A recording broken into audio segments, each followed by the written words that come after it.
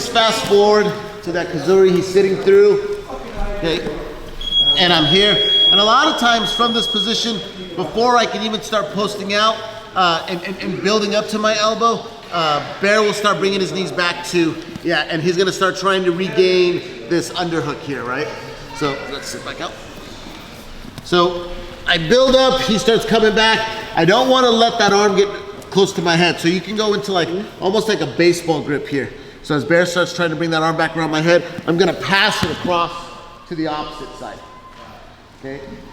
Same thing, right? Before I was tapping at the crease of the elbow, and now I'm grabbing right here at the back of the elbow, right?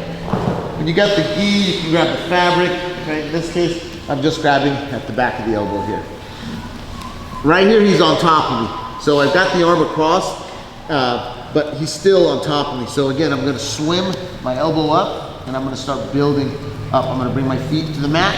I'm gonna start hip escape.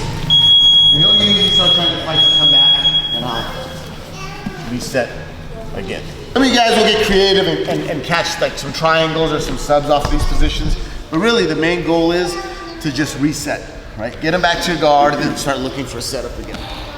So from the top, bridge, I get my inside frame, I start looking for my recovery, he sits to that Kazuri, I block, I swim, I start looking, he starts putting his weight, I bring it across to the other side here. And now I got my hand pinned in the back of the elbow. A lot of times the guy is gonna be trying to circle. So I wanna right away swim, and as he's circling, I wanna continue to move myself out. You guys could, look, you can pull that leg out and start looking right for back attacks.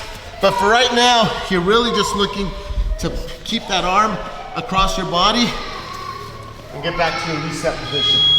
And that's the most important thing. Sometimes if you get a little too,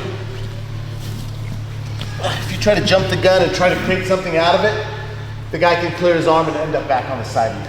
Right? The most important thing is to escape the side control and get back to some kind of reset guard so you can work again. One is gonna be here, right? I'm trying to build up and he starts bringing his knees back to the floor. I pass the arm across and I'm escaping back door.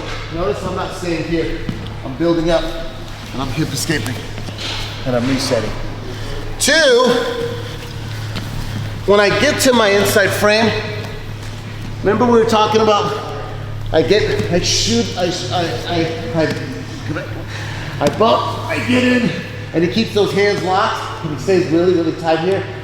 And we talked about trying to break the grip if the guy is really strong. Second option was to just open up a little bit and pop the elbow across. When I pop across, I get to the elbow right there.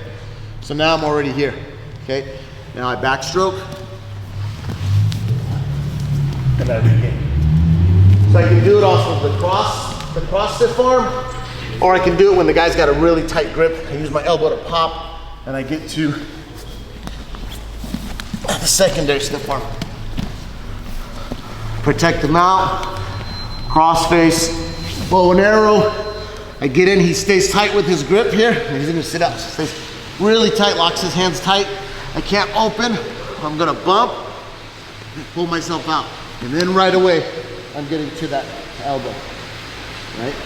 Backstroke, build, get my legs out. And then I reset. Okay, so one is off of that hip switch, that kesa here. And he starts bringing his knees back over. I pass the arm across, and I clear. Two, you've got a really tight grip, I can't seem to break. I pop with my elbow here. You can even use both hands to direct, and then backstroke. And I reset my gun. Good? All right, 1, 2, 3.